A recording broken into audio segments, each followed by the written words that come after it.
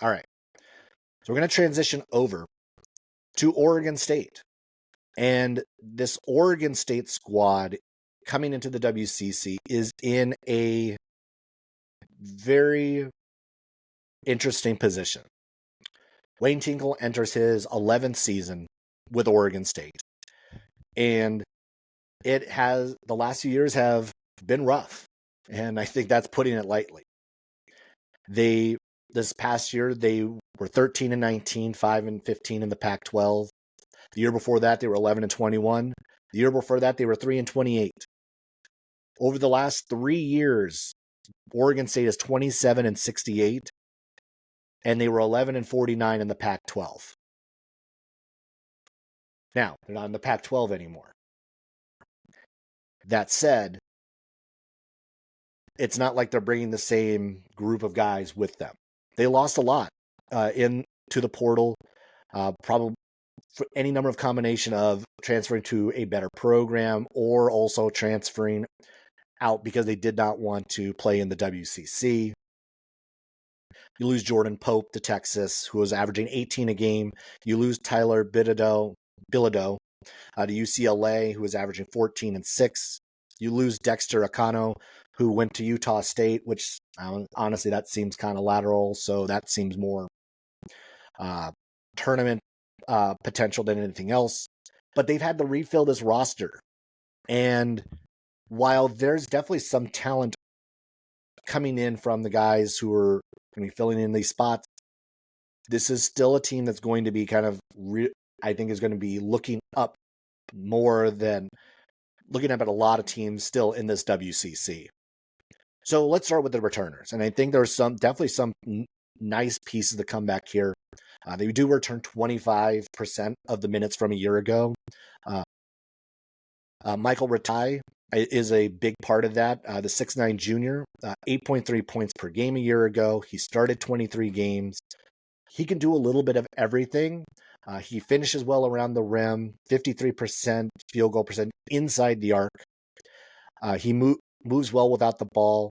He can stretch it out to 3, but that's an area where he's going to have to get better, although he was better in Pac-12 play from that distance, 35% in the second half of the season.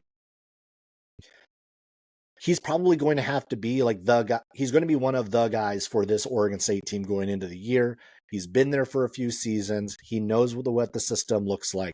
He's going to be someone who is going to be relied upon, I think, a lot going into this season with so many new pieces coming in. The other one, obviously, like we'll see how much of a role kind of he steps into. The former walk-on Josiah Lake II played 31 games a year ago, 15 minutes per game, but he was very efficient in those 15 minutes, 52% from the field, 3.5 points, 2 rebounds. I think he's going to be another just key role player in his sophomore season. So this is someone who's, I think, going to give them good minutes. He's going to have a little bit of a larger role probably this coming season. But he's more of a piece than anything else. So let's kind of talk. You have DeJohn Craig coming back. You have Thomas Ndong coming back. You have Gavin Mars coming back. So there's some pieces that I think are going to get some minutes in this rotation. But there's also some guys who are coming in that I think are going to probably play larger roles on what the Beavers are going to be able to do. First and foremost is going to be DeMarco Minor, who's coming over from SIUE. 6-foot guard, senior. He was all Ohio Valley, first team a year ago, 15 points a game, 8.5 rebounds, which is obviously when you see that from a 6-foot guard, that is something that just jumps out at you. He scored 20 points or more 7 times a year ago. Great at attacking the basket. He's a plus rebounder, obviously, for a guard. But the challenge for me is, he also gets to the line a lot. He had 138 free throw attempts a year ago, which would have been 5th in the WCC last season. But efficiency is the kind of the key thing here. 39% field goal last season, 31% from 3, but a great free throw shooter, 86%. So again, circling those free throws and how he attacks the basket. That's how he's going to make his money. That's how I think this Oregon State team is going to probably stay in games, is getting teams in foul trouble and making sure that it's attack, because Minor has done a very good job of drawing fouls, and then is obviously very efficient at cashing in once he's been there. Another one that's going to be and that's going to, I think, complement him well is going to be Isaiah Tsai, who's coming over from the JC circuit, 6'7" forward, 11 points per game, 47% 3-point shooter. And watching some of the film on him, good catch and shoot, good athleticism, a lot of potential there, good slasher to the basket. Not too much of the film I saw was him putting it on the ground and handling the basketball all too much. But you get him in a scenario where he doesn't have to put it. It's almost like the Klay Thompson, as few dribbles as possible, and he can be wildly effective inside that offense. He has incredible range, so I'm not concerned about him just being stuck in the corner or anything else. He can really catch and shoot it from anywhere on the court. Then there's Matthew Marsh, who's coming over from Wake Forest, who was obviously there with a familiar name, Hunter Salas. 7'1" center, senior. He had diminished playing time a year ago as the system changed. Obviously, Wake Forest had a much better year a year ago than they did 2 years ago. But he played 22. He played in 22 games, 10 minutes a game, shot 68% from the field. The year before that, he played in 30, started in 16. He averaging 6 points a game, 4 rebounds, shot a ridiculous 88% from the field. And he's a big body, good finisher around the rim. The film used him a lot in pick and roll action. He finishes, again, he catches the ball well, he finishes there. But it didn't look like he was being asked to find his own shot all that often. Almost very much like Isaiah Tsai. It's like the fewer times that they have to actually put the ball on the ground, the better. Because these are two guys that have actually done much more of their work being in catch and shoot instances, and just not having to think as much about the plays as they're going through.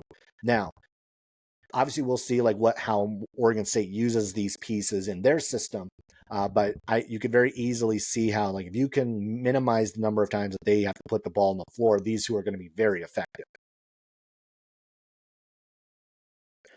And then there's also the Southern Utah transfer, Parsa Fala, 6'9" forward, redshirt junior. He started 25 games last year, averaged 13 and 6, 57% field goal shooter, good passer in the post, decent back to the basket game. The challenge here is that he's a little bit of a high turnover guy for a big man, 2.8 turnovers a game, which, I mean, if you're a point guard, that's not too bad, but when you're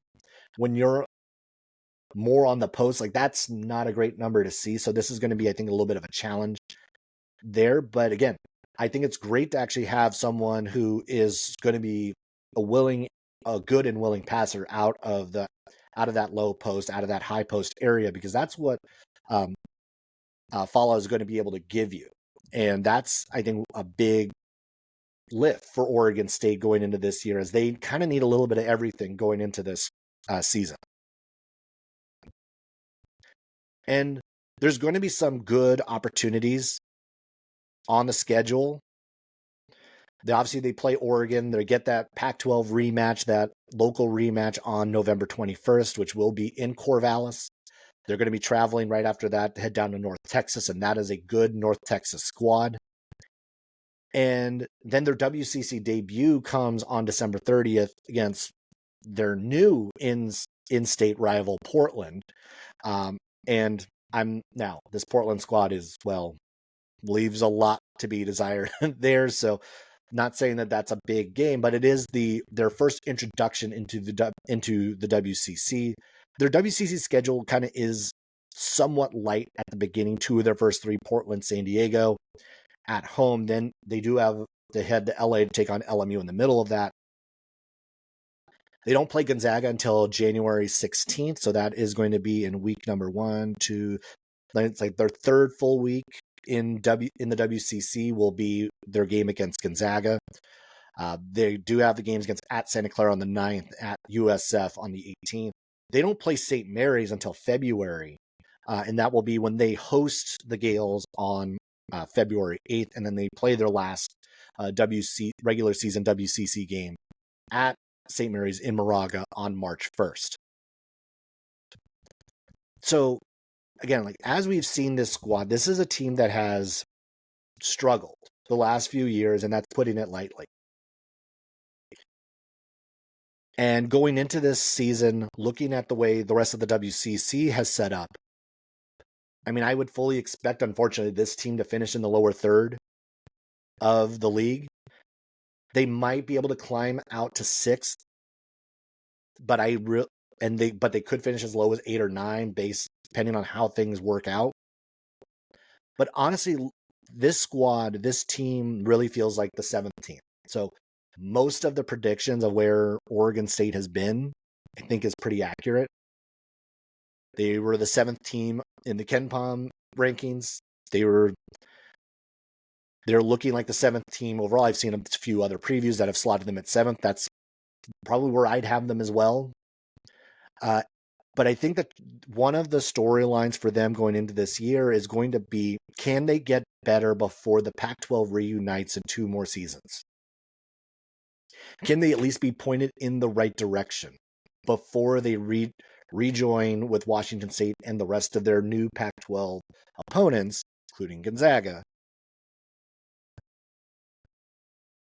Because they have to have some sort of momentum before they get back there. Because they're one of the founders of this new Pac-12. They in Washington State put this league together. And yes, it is largely driven by football, but we also know that basketball clearly means something with the addition of Gonzaga. And Oregon State has been one of the, thinking about this new league, Oregon State right now is one of the worst basketball teams, if not the worst basketball team in that conference, in that new conference. So I think it's going to be critical for Oregon State to make some level of strides in these 2 years in the WCC before they make that leap back to join the Pac-12, back to the reformed Pac-12. And because this squad as it is right now, it's very much a work in progress. It doesn't look great going into the year. They're a lower third team, but there are some nice pieces here that could end up actually pushing them in the right direction.